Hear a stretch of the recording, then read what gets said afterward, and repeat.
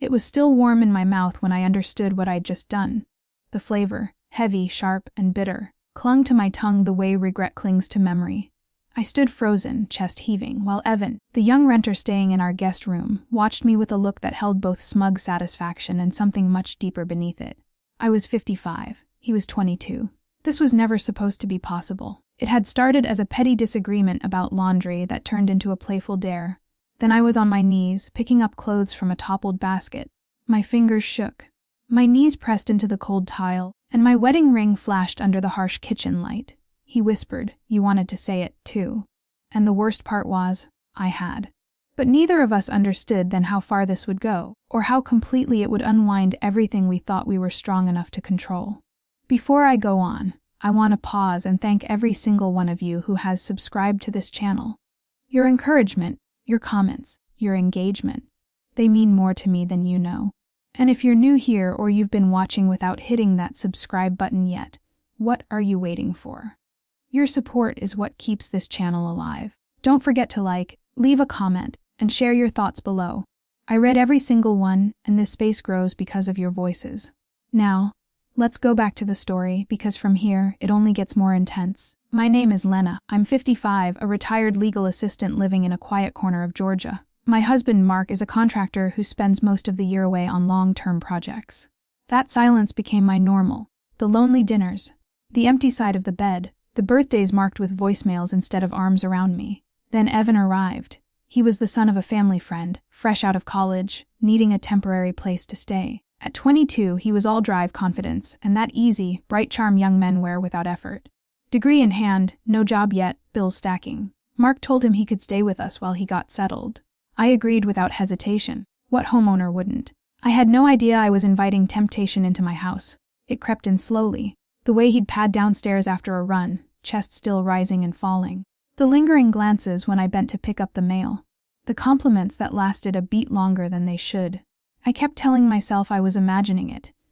I was old enough to be his mother, for heaven's sake. But one warm summer evening, I was in the back room folding laundry. He came in wearing a loose t-shirt still damp from his jog.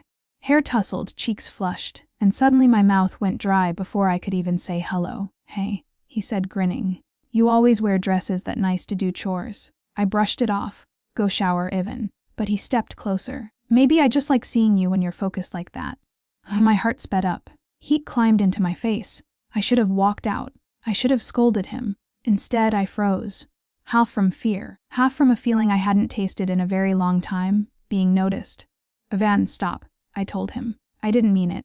I think he knew that, because his voice softened, his fingers grazing the rim of the basket I was holding. I said his name like a warning. He heard it as truth. One hand slipped to my shoulder, steadying me. His breath brushed my ear. "Talk to me. Really talk." My ring felt like a shackle. "I shouldn't," I whispered. He just smiled softly. "You needed someone to listen, Lena." And God help me, he was right. What I didn't know then was that Evan had no intention of stopping at listening. He wanted more of that connection. And this time, he was going to make sure I gave it. The next day, I did everything I could to avoid him. I stayed in the bedroom, pretending to refold clothes I'd already folded the night before. My hands trembled every time they brushed my lips, as if the memory of what I'd said still rested there. His voice kept replaying in my head. Mark had called that morning from Savannah. He was staying another week. That should have comforted me. Instead, it taunted me. The empty house felt like a dare. Ivan was already in the kitchen when I finally came out. He leaned against the refrigerator, drinking juice straight from the carton like always. This time he stopped mid-sip, wiped his mouth with his wrist, and looked at me like I was a question he wanted answered. "Morning, Lena," he said, slow, warm. "Sleep okay?" I hesitated. "Ivan, we need to talk." He grinned, moved closer. "About what you said last night?" My cheeks burned. "About what we said." He shrugged. "All I know is you didn't push me away, you opened up, and you looked like you needed every word." The sting of his words wasn't in their cruelty.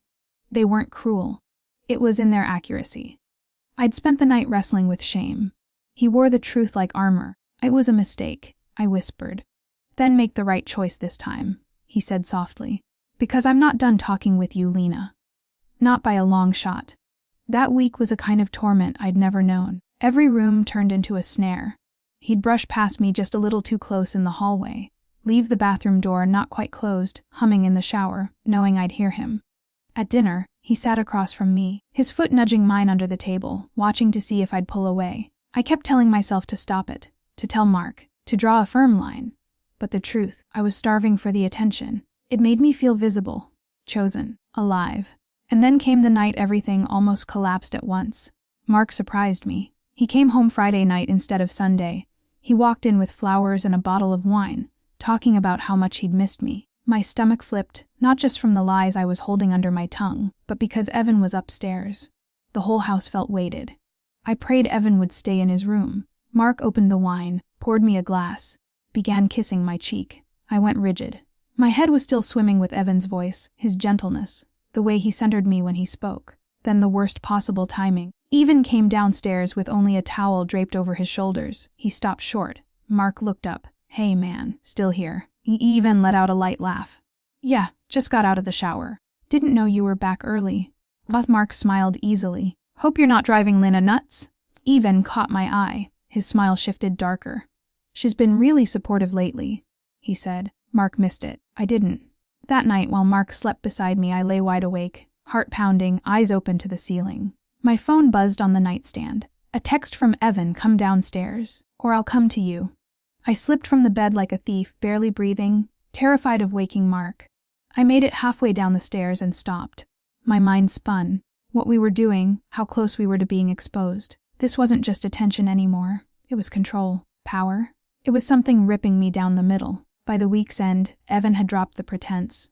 No more hiding in shadows, no more subtle glances. He didn't seem to care what Mark might suspect. And I kept giving in, not with my body, but with my heart. It wasn't love. It wasn't even pure desire. It was raw need. Need to be heard, noticed, chosen. I had no idea our small spark was about to turn into a wildfire. That Sunday, Mark invited a few friends over to watch the Falcons game.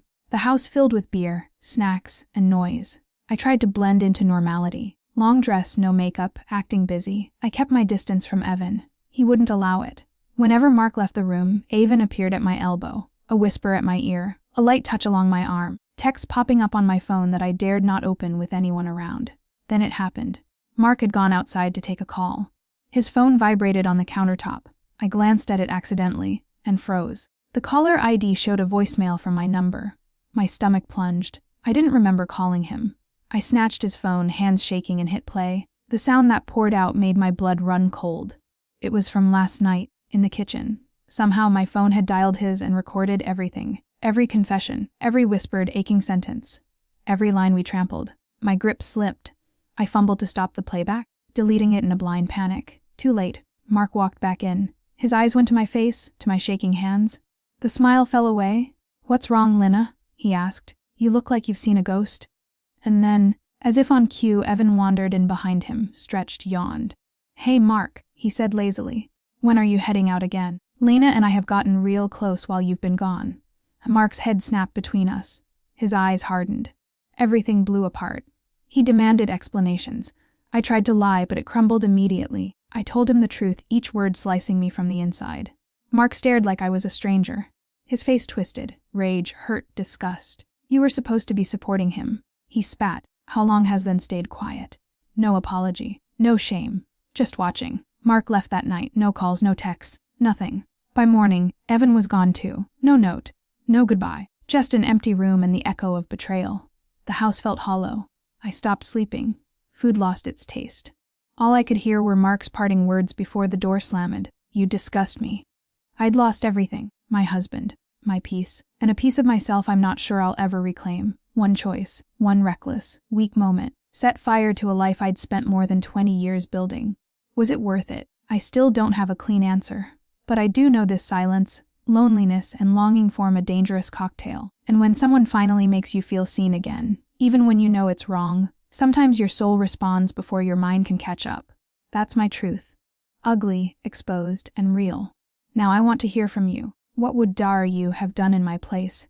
Do you believe there's room for forgiveness after something like this? Tell me in the comments. I rate everyone. And if this story stirred anything in you, don't forget to like, share, and subscribe.